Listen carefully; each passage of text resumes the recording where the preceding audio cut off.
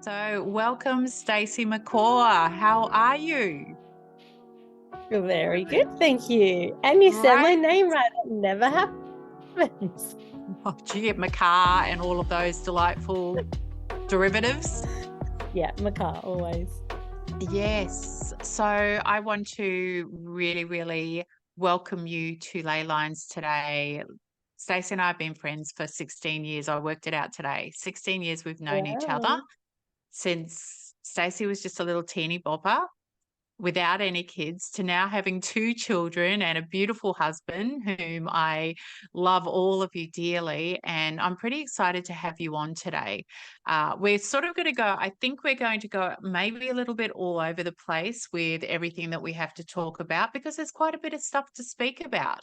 And I want to I really want to put some awareness out there today to one particular topic that we're going to be talking about, and that is Dravet syndrome. So I've always called it Dravet. I'm going to be totally up front here. And Stacey was beautiful enough to go and correct me last night. So it's spelled Dravet, which makes sense, but Mm.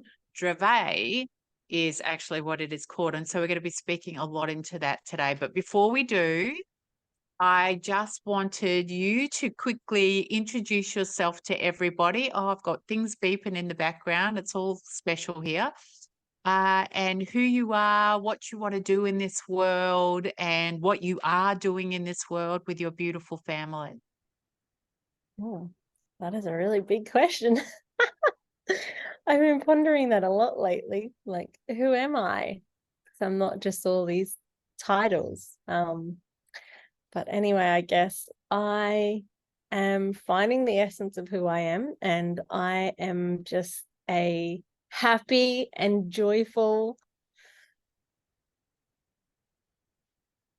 determined lady who just absolutely is so grateful to be having this human experience. And yeah, it's been a journey and an eye-opener that some people find gratitude for and some people never do. And I feel like I have found gratitude in all the adversities. And I am at the moment studying to be a certified coach in what's called the self-concept group.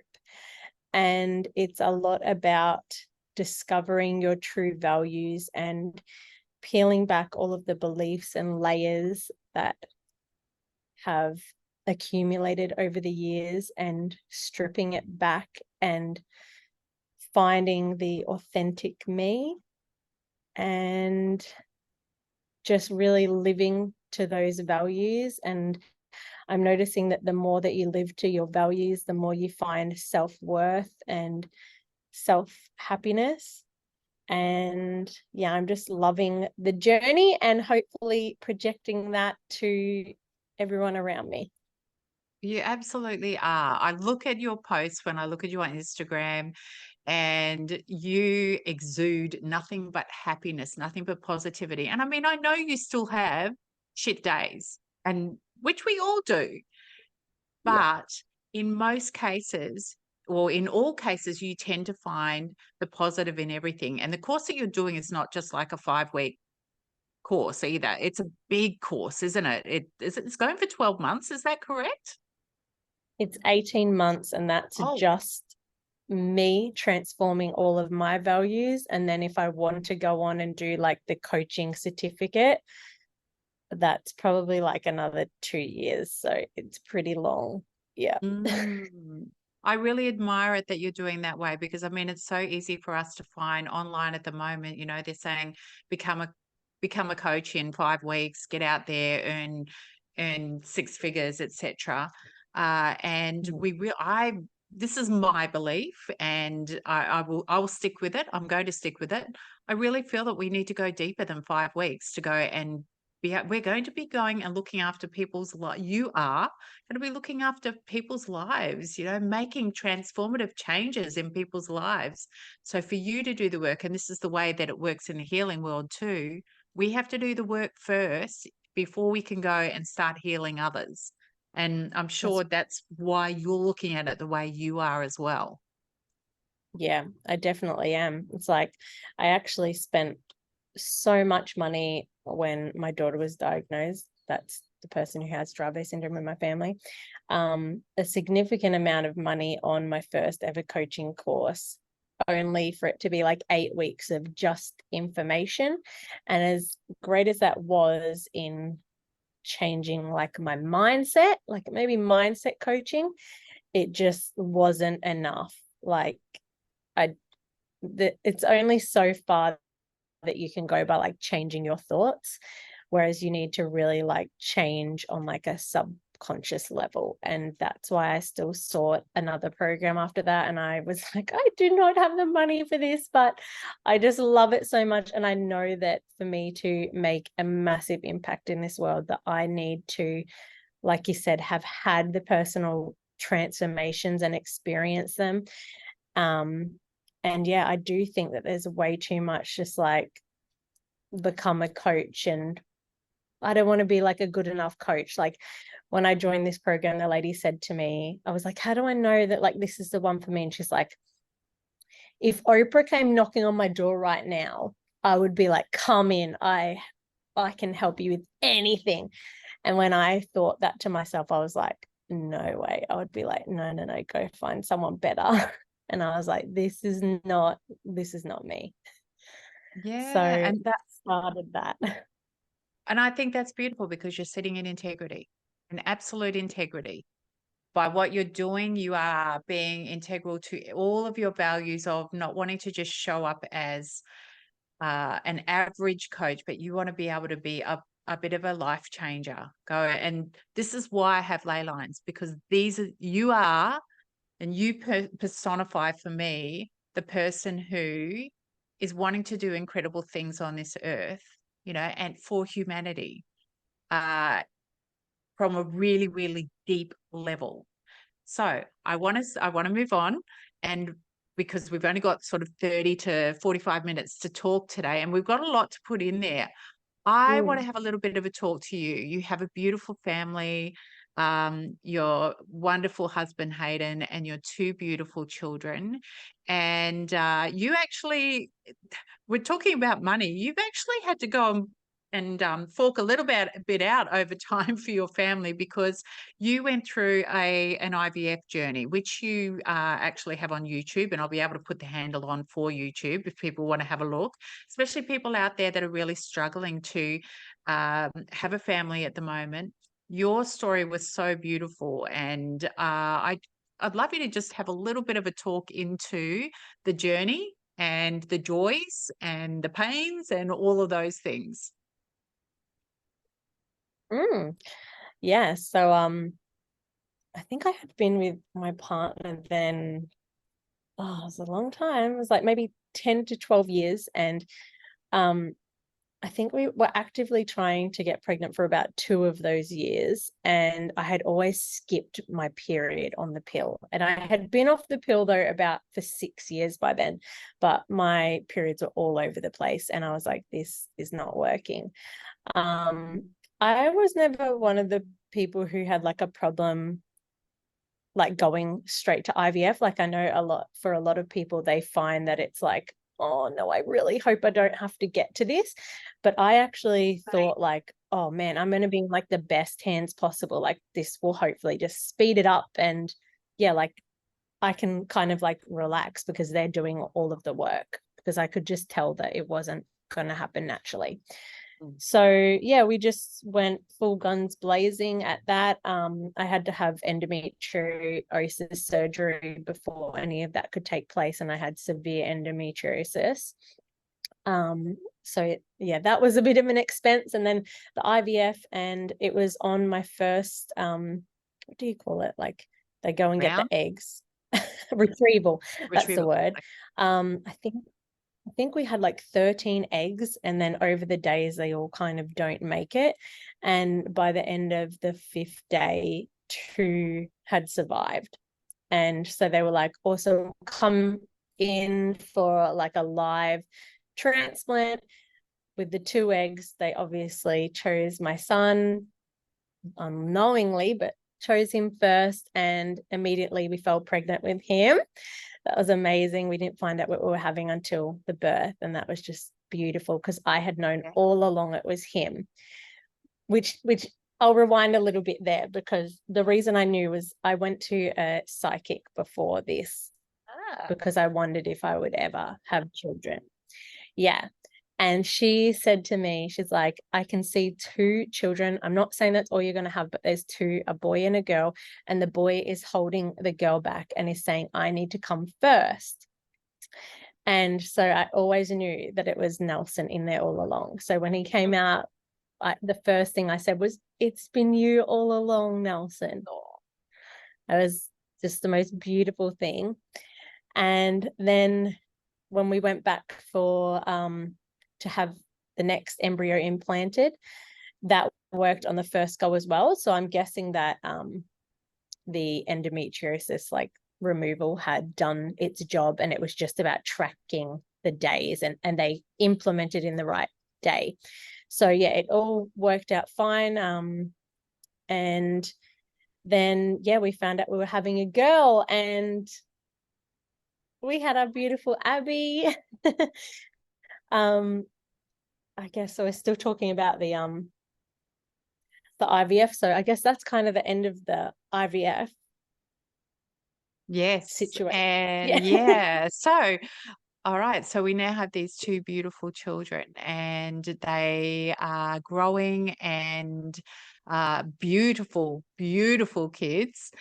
And then you are faced with something that you probably never thought would happen.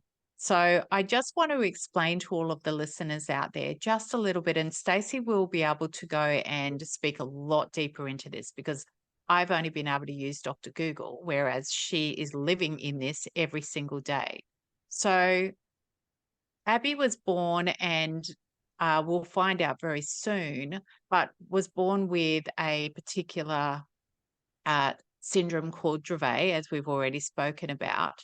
And what I'm reading here is that it's 1 in every 15,000, 16,000 people are privy to it, and that it is basically, it's a type of epilepsy, correct? Mm-hmm. Yes, that unfortunately can lead to, and does lead to, very prolonged seizures. And then with these seizures also comes a delay in speech, in walking, etc. And it is all triggered. It can be triggered by a number of things. And listening to Stace, because I have been listening to her on her Instagram page, it can be something as simple as placing a hand in water and that change in temperature. So that's just a little bit of information. Stacey is going to be able to tell you firsthand. First of all, I'd like to ask you, when did you first have the first Dravet experience with Abbie? So Abbie was 3 months old, and she had rhinovirus, and she spiked a temperature, and I just had her on me, and I kind of just seen her going like every now and then, and I thought, oh no, she's like, I kind of thought it was just like the shakes from having a fever, you know. Mm-hmm. Anyway, I took a video of it. I took her immediately to the doctor because she was so young, and he had a look at the video. He kind of said like, oh, it might have been a febrile convulsion, maybe not, just keep giving her Panadol. I don't think that will ever happen again. Anyway, fast forward to like half an hour later, it was in the middle of summer, and we had just left what was probably like a very cold doctor's office, gone out to the hot car, came back to our house where the aircon was blaring as well. And the second that I walked in our house, I noticed her get goosebumps all over her body. Her Panadol had just started to like wear off by then. I was almost going to give her some more, and I took her upstairs just to cuddle her. And immediately I just saw her, like when I placed her down, I just seen her jerking, her eyes just completely gone, and she started frothing from the mouth. So yeah, I literally just said, like, yelled out, Hayden, come here, what is happening? And he's like, I don't know. So I just hopped on the phone to 000. They came in 6 minutes, which they've never come that fast, like, ever again. So that was incredible. That was like in the middle of COVID as well, so that was amazing. And from there, yeah, had to watch her like be injected with anti-epileptic medication, and that seizure went on for an hour and 10 minutes of her doing that. Yeah, it was the And for most horrific. parents, yes. Like, you see all these shows of like people or even children like going into like a hospital room and there's like 20 doctors around like trying to save their life, and that's exactly what I experienced with my 3-month-old, while Hayden and Nelson were just at home not knowing what was happening to poor little Abbie. And yeah, just like I said, like 20 to 30 doctors rush in there. She's got oxygen on her and she's just convulsing for 1 hour and 10 minutes. And for parents, you know, in general, even when our children are sick, we feel so helpless. What can we possibly do for them? Because they can't tell us what's going on for them either. For you to have to witness that and to not even at that stage realize what was going on, it would have been so difficult for you. And so how long did it take for this to actually be diagnosed? It took a while. Pretty much straight away, they said to me, like, hey, do you want to do some, I think it was after the second seizure, they said, do you want to do some genetic testing? And I was like, yeah, like, of course, I don't think it's going to be anything. We have nothing in our family. Anyway, they sent it on. It was probably, she had probably had about 3 seizures by then, and it got sent on, and it was going to take something like 6 to 8 weeks to come back. So I was literally not even worried about them. I think I was gone to straight just like disbelief at that stage. Like, my mum was saying to me, like, oh, you need to like look into things, and I was just like, nah, like, this isn't gonna last, it's gonna be all right. You thought it might just be something that was like a febrile thing because babies Yeah, get temperatures all the time, etc. So now we're what, 3 years? 3 years now, is it? 3 years old, and she was diagnosed at 8 months. Yes. And so you have, and I know because I've been over a couple of times, have been trying everything. And I just want to tell you how much I admire that you have been so tenacious with trying to find a way to help.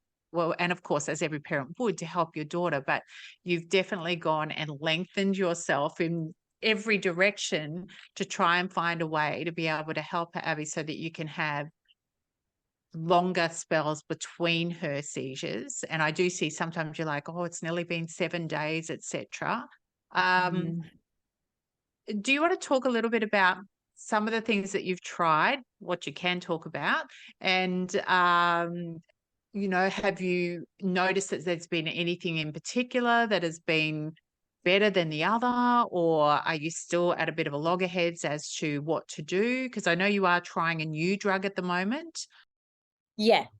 Okay. So I was just saying, like, we have to go back a little bit to Dravet syndrome. It's a gene mutation of the SCN1A gene. So every single person who has the mutation doesn't necessarily have Dravet syndrome. That's the severe end of the epilepsy. And every single one of them, honestly, they all react differently to this medication or anything that you try to throw at Dravet syndrome. So something that works for the little girl down the road who has it will not work for Abbie. So it is so hard. And I've seen wonderful stories of families be able to use like CBD and it work for them, and their child's going mostly seizure free. To people on like a combination of like 3 anti-epileptic medications working. I did start to like put together a little bit though that the more medications that you're on, obviously they can come with really harsh side effects. So I didn't want to go down that route first. I wanted to try my hand at if CBD, THC, medicinal mushrooms, diet, all of those things would work for Abbie. And those are all that I tried first, to no avail. We got a couple more days seizure free on the keto, but she was also very like miserable because she just loves her food, and it's not just as simple as keto. It was like a it's like a ratioed keto. You had to weigh, didn't you? I had to weigh things, and it was just really, really hard. And I might also just say there's this crazy thing about Dravet syndrome too, is it used to actually be called severe myoclonic epilepsy in infancy. And around the age of 1, when I put Abbie on her first, like just one of the less harsh anti-epileptics, she started to have these things called myoclonic jerks, which is the severe myoclonic epilepsy. And it's just where like all day, every day, about 100 times a day, she will like, let's just say I'm getting her like a glass of water and she's holding it and she just goes like this. So it's a muscle jerk. And we could just be like, we just go out into the sunlight and she might be overstimulated by like hearing too many cars and seeing too many trees swaying. I don't know what it is, people. And she'll just start going like all day. So it's really hard to get out of the house. Those are like literally my main concern for our day-to-day living. And then the big seizures, they no longer go for that long because we now have some rescue medication called midazolam. So they usually go for a maximum of 10 minutes. However, they are a little bit more like life-threatening because they're very intense, and she can go from like being a normal color to being completely purple because her jaw gets locked. If she has a runny nose and she can't then breathe out of her nose. And I think when they're having a seizure as well, they're not thinking about breathing properly. So they can be lost from having a seizure.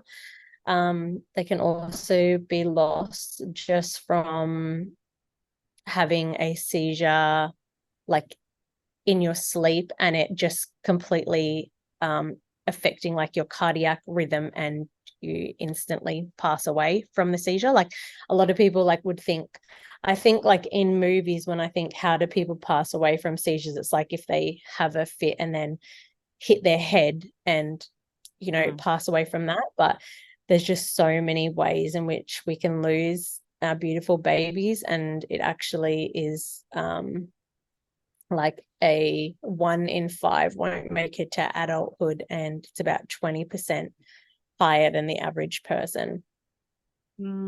Which you have to think about every single day of your life.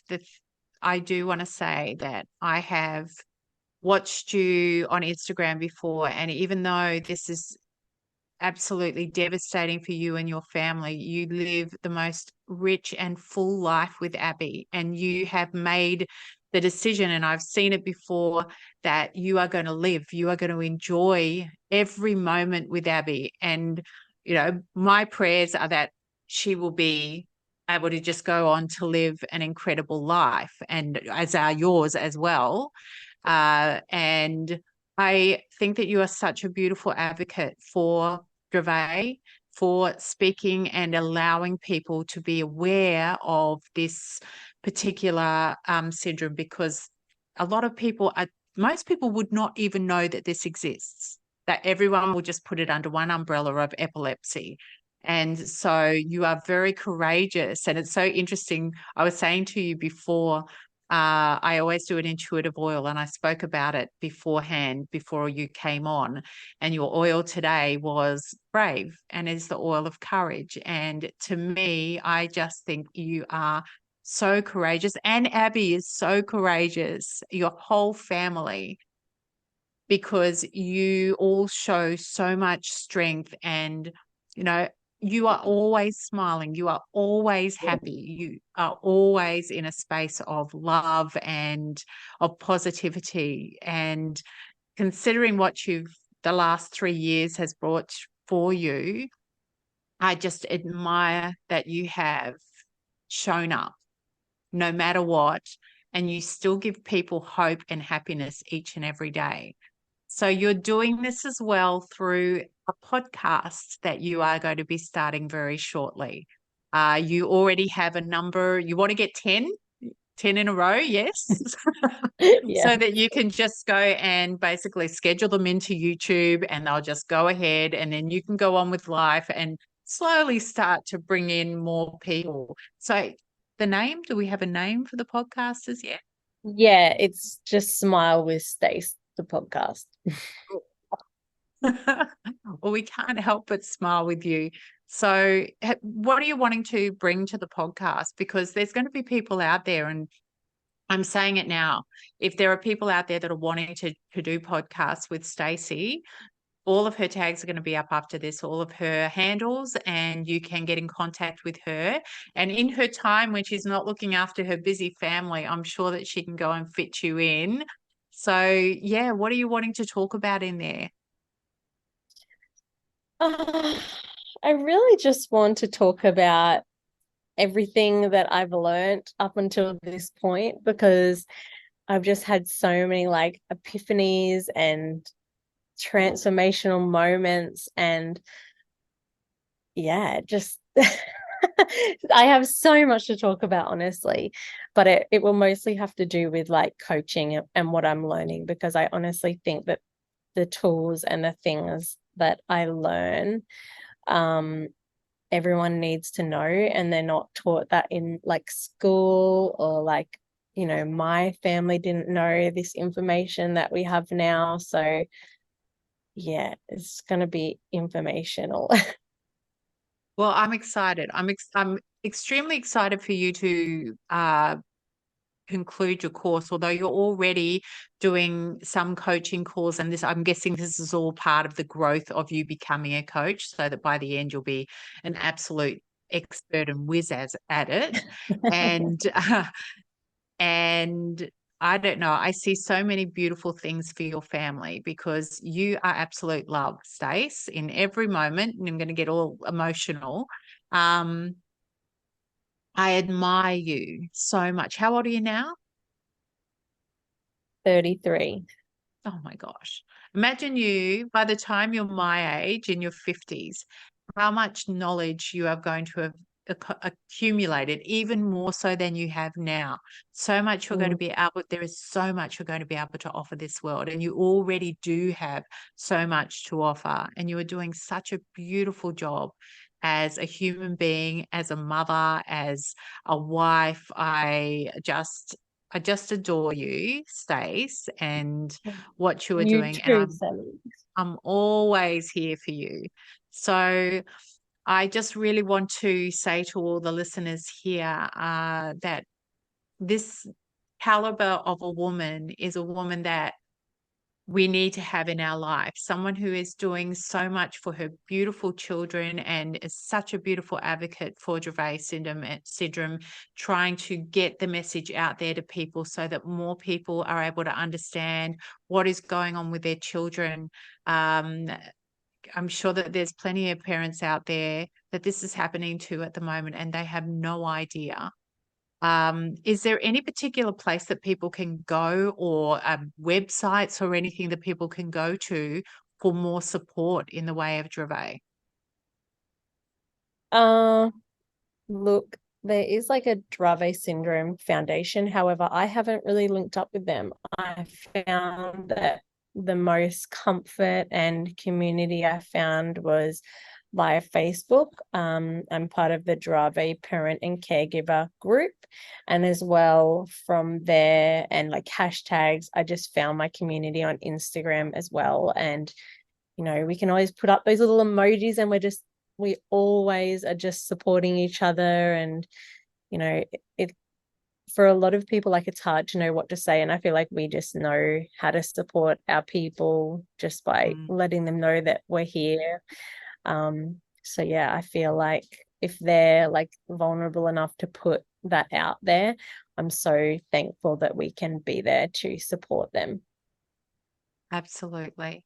So I'm going to be placing all of Stacey's information at the bottom of this YouTube, and I'd love you to subscribe. And also, once Stacey gets all of her YouTube stuff going, I don't know if you've actually got a channel. You've got a channel, haven't you? Yeah. I'm not going to be doing it on YouTube. I'm just going to be on Spotify and Apple, because I won't be Beautiful. recording, because a lot of them will probably be recorded late at night when my children are asleep and I don't have the best lighting. Okay, then. Well, we're going to put that up as well so that people can listen in, so that you can be driving to work, listening to beautiful Stacey and her wisdom, her 33 years of wisdom, which is probably feels like about 80 years so far for you with everything that you've been through and you've done. And I just want to thank you so much, Stacey, for coming on today and for allowing us to talk a little bit deeper into your life, your world, and your family's world. And I absolutely love you. Oh, and I love you so much too. And thank you for always supporting my family and always being there for me. You're definitely part of my beautiful community, and I am so appreciative of you.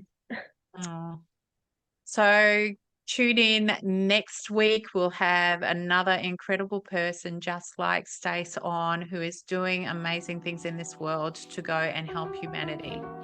Love you. Love you too.